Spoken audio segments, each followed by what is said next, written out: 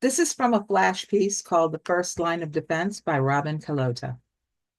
When she first accepted his offer to move in, she wondered at his sensitivity toward unwanted strays and lost souls and figured that applied to her as well. What I like about that is just the self-effacing nature of that relationship and the fact that he is sensitive to all these other creatures, but not to her. So you just have to read the piece. It's just wonderful.